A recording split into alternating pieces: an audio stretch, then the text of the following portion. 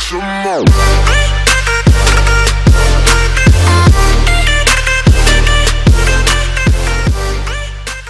Yo, what's good people? Izzy Max here, back again with another MDL match. This is my game against Matt. Currently he is ranked 1 in the league.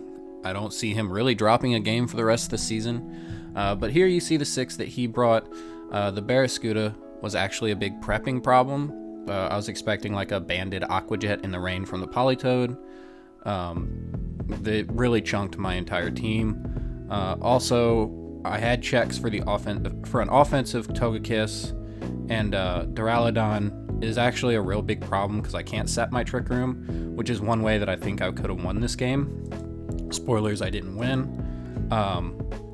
But it actually was a really good match. Game 1 actually came down to a few things, and we'll get to that when the video gets there. But I am just going to lead Clefable, Braviary with Primarina and Reuniclus in the back. Not seeing the Liepard actually kind of steered me away from Serena. That was really my Liepard check. And then I didn't want to bring Cole because he has the Togekiss. So I wanted to kind of see what he was doing first. And this is just a solid lead. He really can't kill Braviary in one shot, as he does lead the Togekiss Duraludon. This let me know that the Togekiss was support instead of offensive. So here, I'm just going to try and kill it. If this is a slow, bulky Duraludon, Togekiss will go down in one hit. If it's a fast, offensive Duraludon, I can kill it later. But he is going to max here, which tells me the Duraludon is definitely offensive. The speed stat of this Duraludon is actually going to be super important. Because if it's not max speed, Braviary is going to be able to outspeed here, because my Braviary is max speed. So we both Dynamax here, and he is faster than me, which is kind of unfortunate. Braviary takes a little bit there, but with that defense boost, that means this Togekiss is actually going to be able to live a hit. Without that, the Togekiss probably would have died, as it does end up here yawning the Clefable. I was actually going to this next turn just not hit the Togekiss, figuring it would just follow me, but after I seen the yawn, I kind of had to, as he max lightnings the Braviary. Doesn't kill, but he ends up setting the terrain, which means my Clefable won't fall asleep, which is kind of big. So here's the Steel Spike, and it actually KOs the Togekiss finally. Once I knew that thing had yawn, I had to kill it. As here I just Icy Wind, slowing that Duraludon down to where it is now, I think it's slower than my Braviary. It definitely should be. So now here he goes out into Ferrothorn, and I thought this was actually a weird play. Because I was almost for sure that this would actually kill.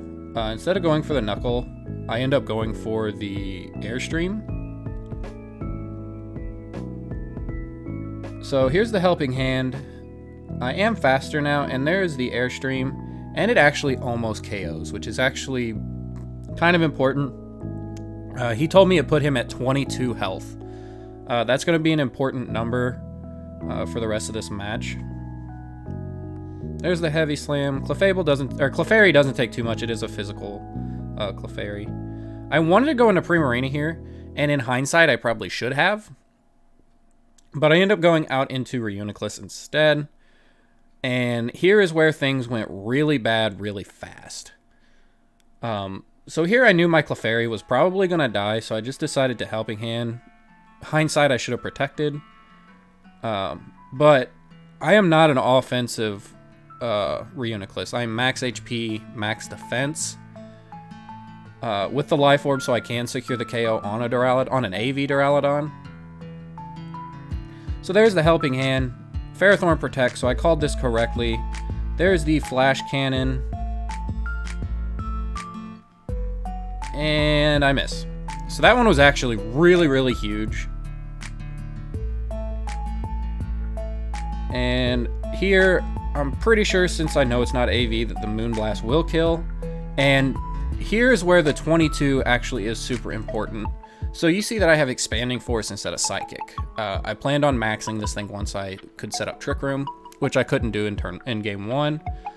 But with where I'm at with the Life Orb and no special attack investment, Expanding Force actually would have KO'd at 22. That was the lowest roll. So it would have 100% killed the Ferrothorn at 22. But how was I supposed to know that? I just wanted to play safe. I knew if I could nag a double KO here, I would potentially win. So here I just, again, go for the Focus Blast. It's really all I can do, which kind of sucks. There's the Thunderbolt doing a big chunk to Primarina. Moonblast comes out, kills the Duraludon, which is really, really big. Focus Blast misses again. If I would have clicked Expanding Force, I do believe I would have won this first game. Because I would have Aqua Jetted the Barraskewda and then attacked. And here I'm like, alright, whatever. I'm just going to click Thunder. If I can get a kill, I can get a kill. That'd be great.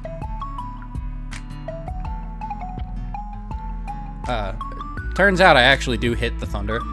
But Barraskewda is actually Focus Sash. So he lives on 1, and I finally show that I am Life Orb. Heavy Slam comes out. If it wasn't for the defense drop, I would have lived that, but it wouldn't matter. So there's game 1. Game 2 comes out, and I'm thinking, alright, I need to set up my Trick Room. The Barraskewda is Focus Sash. It's going to be a big problem. So I'm going to lead Colossal Reuniclus, trying to bait the Colossal. Because if I got a Volcalith off, a lot of his Mons wouldn't really appreciate the Volcalith. It would break the Sash. Togekiss would take huge damage. More residual on the Duraludon because it is Life Orb. So I'm figuring, okay, I'm gonna bait it, see if he will target the Colossal, and just hope and pray. At this point, I got real lucky to get into the spot I was in game 1, but I know that won't fly again in game 2. So here we go. And I maybe should have Dynamaxed the Colossal, but I didn't. Because I really thought that he would target it down. So here I am just going to try and set up Trick Room. If I can get Trick Room set up, it's actually really huge. So that's what I do here. But turns out after the game I talked to him. He said he just wasn't afraid of the Colossal. He said it was no threat.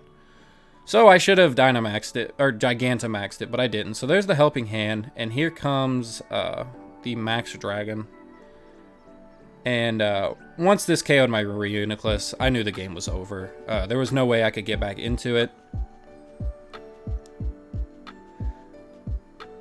I send out Braviary, and yes, my Braviary does have Protect. I was expecting like a knockoff or something from Liepard, so I figured I just might as well throw Protect on it. There wasn't really a fourth move that I wanted, so it wasn't a huge deal. But here I'm just like, alright, let's just kill something. So I Dynamaxed the Braviary, and like I said, at this point I knew the game was over. When Reuniclus went down, that pretty much sealed the deal. And turns out, Colossal's not weak to Steel. I completely forgot about fire-resisting Steel, but there it is. So I don't get my Weakness Policy boost. And Togekiss there takes half. And then yawns my Braviary. So that's what I was worried about. Heat Wave does, I guess, decent damage, not great. And like I said, I'm just completely fluffed. There's no way I can get back into this. So here I'm just like, alright, let's just try and stall, I guess. Braviary's still at full health. I can get a KO, just try and save differential just a little bit. So he does go for the Follow Me, which it's what I expected. As the Max Lightning comes out, almost like Colossal is decently bulky, I guess. So it just does 32, or I am left at 32 as the Steel Spike here comes out and KOs the Togekiss. That's going to be the only KO I get in game 2. And Braviary falls asleep. So there was actually a way for me to get back into this, but I needed to wake up. Not like this turn, but I needed to wake up the next turn. But I am just so screwed at this point. Colossal tried to double protect. Liquidation comes out, kills the Colossal. There's the Thunderbolt. I take a big chunk of damage there. Send out Primarina. And what I should have done was Moonblast the Barraskewda expecting the Protect. But at this point, I didn't care.